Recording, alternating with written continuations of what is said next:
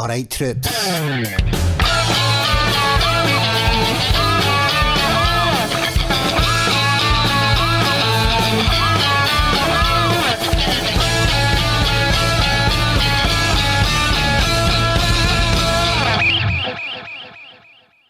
Joanna, how are you getting on? I'm doing good, thank you. How are you? Yeah, I'm not too bad. It's just great to see you again. We were talking before when the camera started rolling. It's been 8 years. I know. 8 years since we saw each other. I know, it'll probably changed a lot since then. No, it's actually quite surprising. I don't think you've changed that much, aside from you're in, your own place now. I know. How have you found it, like being finally liberated? It's great being in my own house. I feel a lot more independent. I still rely on a lot of people for like certain things. But yeah, well, I would say I'm definitely happier. I can do what I want. My friends can come over and get a drink, and it's like I don't need to do my dad tells me. You don't need to do what your dog tells you. In case you see any scuttling around, but we've got the little boy. I know. What's his name for the viewers? Oscar. The wee toy poodle. He's a nightmare. But yeah, man, dogs really don't like me when I come in because I've got the cat and it's just like. You smell like cat. Yep, I smell like cat, and then it's just like, okay, let's just sniff. We don't like you. I know. It doesn't help that he's deaf and he's blind and he's 14, so he's just falling apart. Yeah, it was quite surprising because Rita, our wee cat, she'll be between 12 and 13 because it was 2 to 3 when Alison got her, and that was 10 years ago. So it's 12 to 13, and she's just starting to get to the stage where she's now acting like a grump, but she's not actually. She can still like jump and dive about like a mental case, but she's not actually, I know. That's Oscar's problem. He can't jump up anymore. No. Because he can do it on the couch. He can't do it on a bed. Yeah. I've got little stairs for him to get up onto my bed. Oh, lovely. And I know. Yeah. And then he's got problems with his bones and all that. Well, one of the things I always like to do, Joanna, is start off by getting the guests to tell us the origin story, because that's the one thing we've all got in common. We've all got an origin. So, for my faithful followers, please tell us your origin story. The story is about, it's just ScotRail being an absolute nightmare. I've actually just found out this morning that all they're willing to refund for, all they're willing to do for all my trouble is refund the ticket price. That's shocking. I know, but after everything they put me through. So for everybody that's watching, also I know the story, and it was why I wanted to get you on, to tell the kind of wider audience. But if you're comfortable talking about it, because I know it was a horrible experience. But what happened? Right. So on the 15th of October, me, my friend Fraser Burns, and one of our friend Caitlin Murray decided to go into town to celebrate Fraser's birthday. So we went. It was a Saturday. For convenience, we just met at the Bell Mill, which is just around the corner from Bellshill Station. And we got something to eat there, a few drinks, and then we were heading into Glasgow for our 5 o'clock reservation at Delmonica's. So I had booked earlier that morning. I booked a train at 10:30. At 10:30 that morning, I booked the train for the 16:23 train at Bellshill train station to go straight into Glasgow Central. Now that was me late booking, so we obviously assumed that everyone would be okay. We turned up to the station and we got there about maybe 4:10, and the station staff at Bellshill was like, there's no ramps. And I did have 2 drinks at Bellshill, and I was just like, oh, you're winding me up, you're teasing me or this a joke? And he was like, no, there's no ramps. I was just like, right, okay. And he said that when he wait for the onboard conductor or any onboard staff to get the ramp off the train, because every train carries a ramp. So they would come, they would retrieve the ramp and help me board the train. Now, when the 1623 train came, there was no staff on the train. Now, I've been told that by many people that the staff at Bellshill aren't allowed to go on the train to get the onboard ramp to bring it off and help me board the train.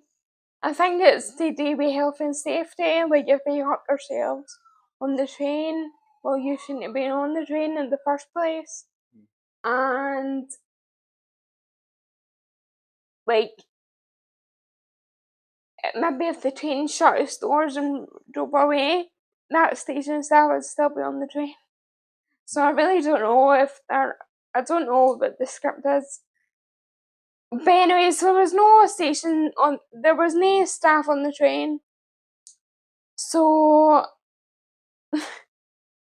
the train obviously drove away really quickly. And me and my friends were like, this is not good. So my other friends, Caitlin and Fraser, were going off their head. And then Caitlin was like tweeting it to ScotRail. And then ScotRail were replying, like, oh, like, that's not good and whatever. So anyway, we had to wait to the next train, which was 16:36 or something like that. But anyway, that was going to make us late for a 5 o'clock reservation at that bar. So my friend was like phoning the bar to say, oh, we're going late. And then the train came and there was staff on the train. But she said to the station staff, was like, oh, why have you not got your ramp out? And he was like, well, we've not got any ramps. What we took off us. Now, the station staff at Bellshill, I know him, and he's actually brand new. He's like, I know him throughout the years of getting a train, and he's brand new, like, it's not his fault. So anyway, she was a bit grumbling and that, you know, like, to get us on the train. But anyway, got on the train, went to Glasgow. When we got into Glasgow, my friends were obviously quite irate at this point. So they were just like, oh, come on. Because nobody was appearing with the ramp to get us off, our friends were just like, oh, well, just lift it off. Kind of rush waiting. So then we went to the bar and done our thing. I think with the stress of us having to get into Glasgow, it was a bit like a failure. Anyway, so we got back on the train. Now my friend says we got the 1950 train back home. So we weren't even out for that long, to be honest. Now, when we got to Central to go back to Bellshill, they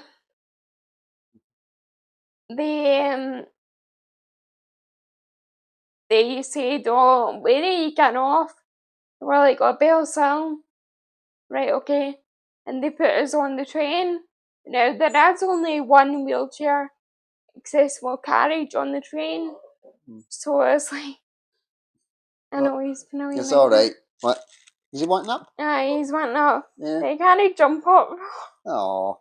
I would get going, but no, I know. I know. Don't worry about it. Anyway, so I was saying,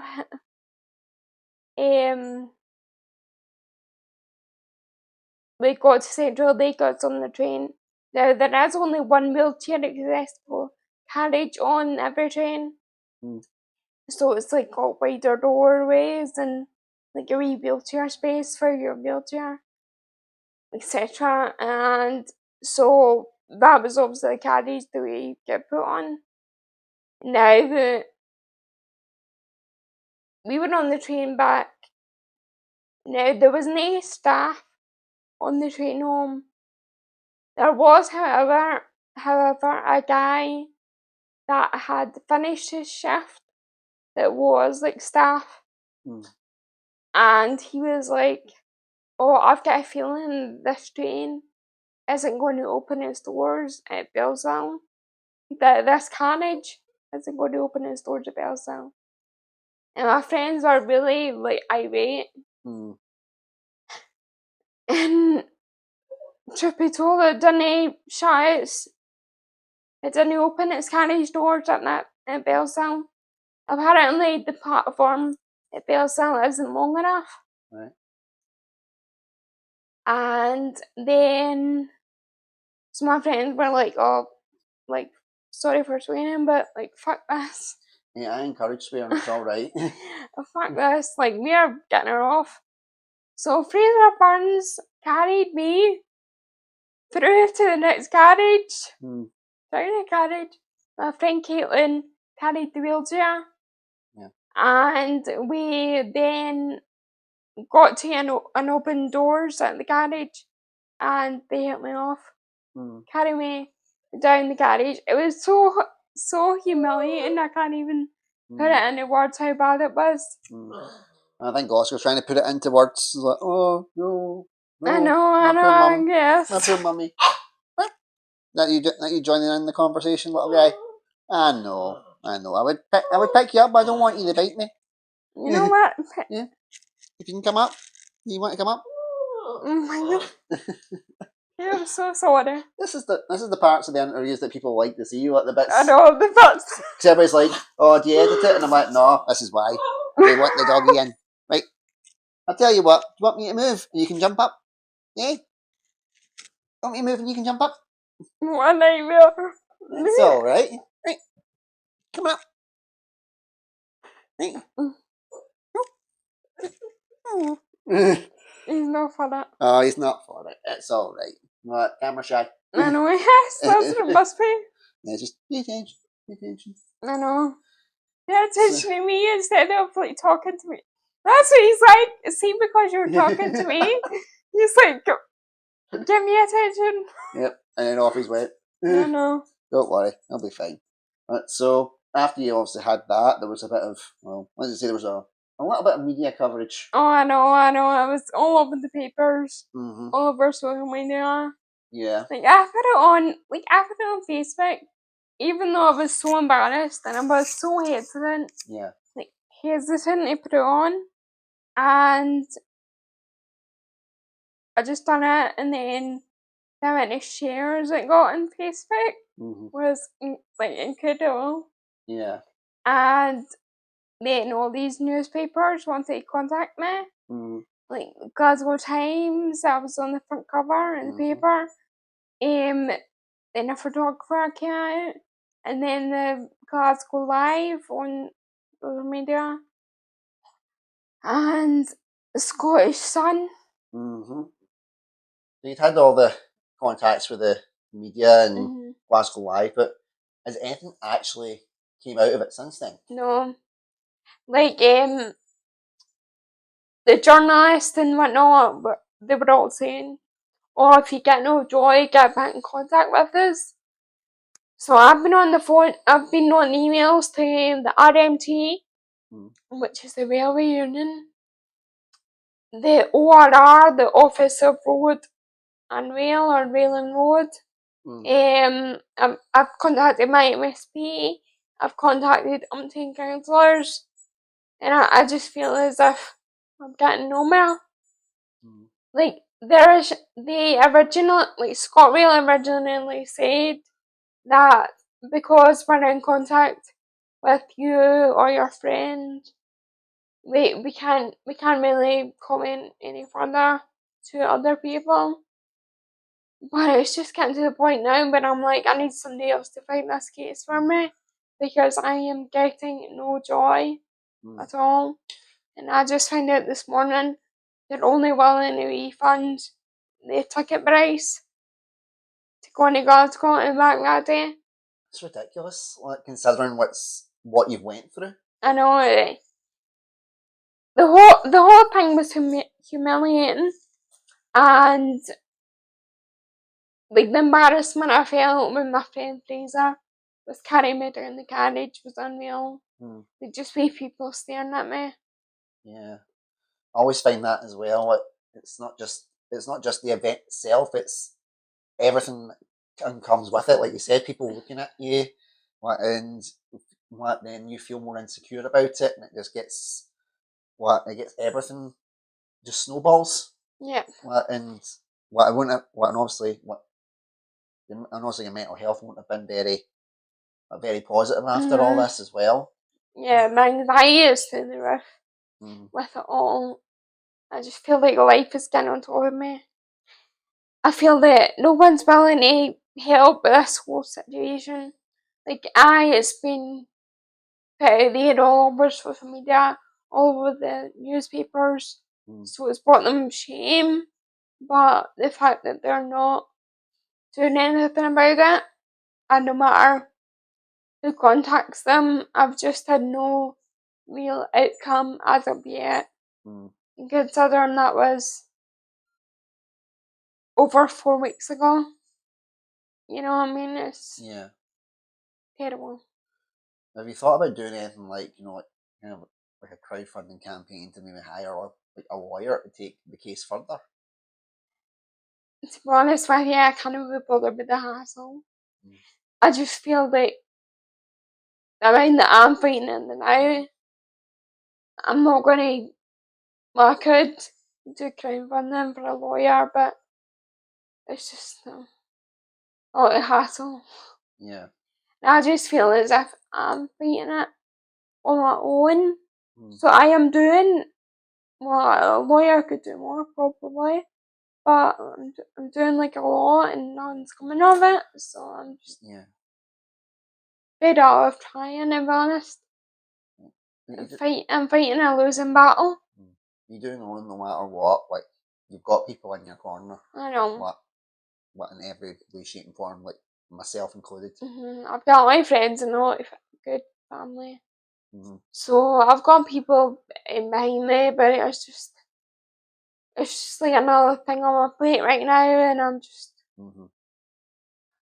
fed up with it, to be honest. Yeah, it's understandable. It's been a traumatic experience, and in a way, fighting it, is good because it's raising awareness, but you also need time to kind of recover from it, because it's a trauma.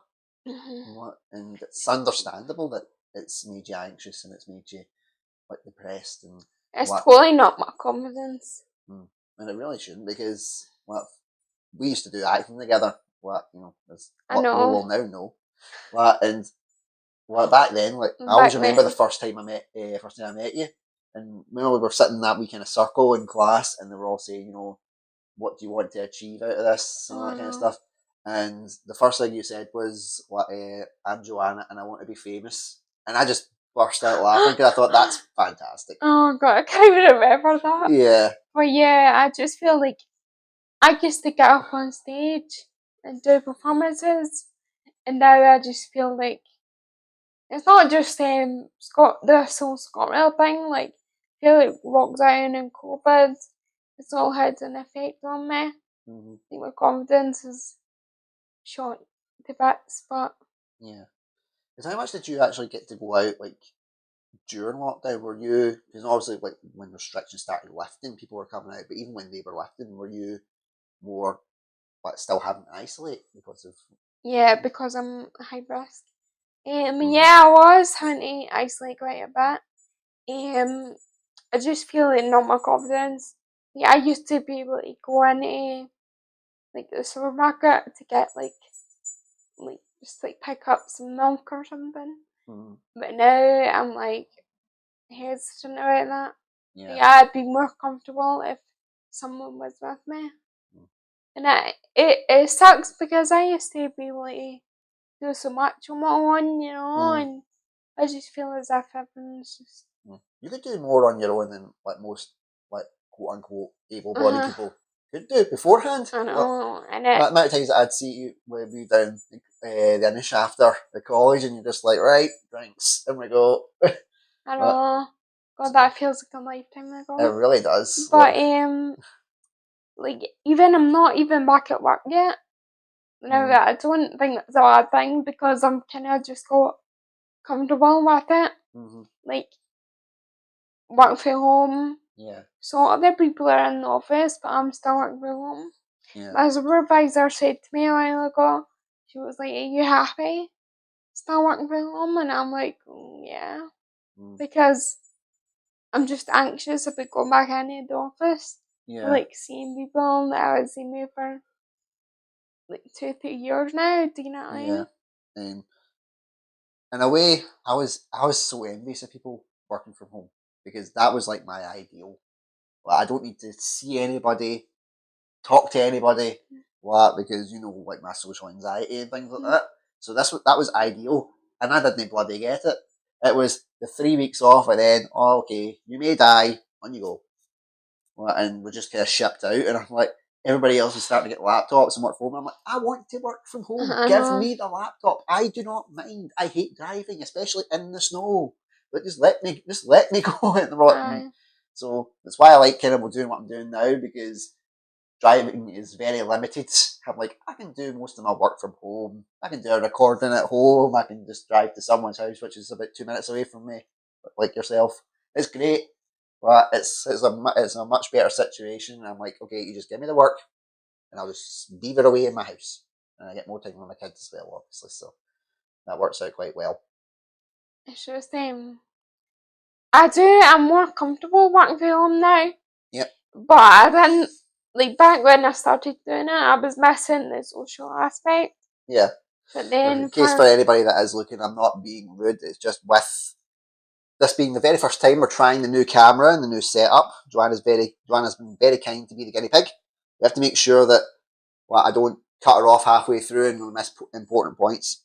We're still good though. Yeah, we're doing well all for the the time. important points. Yep. Yeah, being covered. Definitely. And is it? Because I've always meant to ask, what is it that you do, like work wise? Yeah, I work for admin. Right. Well, I worked in admin for Glasgow City Council. Phil adminer. There we go. I know. There we go. Ginger admin. It's the way to go. It's the way to go. No, I do really enjoy it. What I'm doing, but at the same time, it's a hard situation. Work from home, You just get more comfortable. I don't need to get up and get ready in the morning and don't need to travel. We got a lot of good things.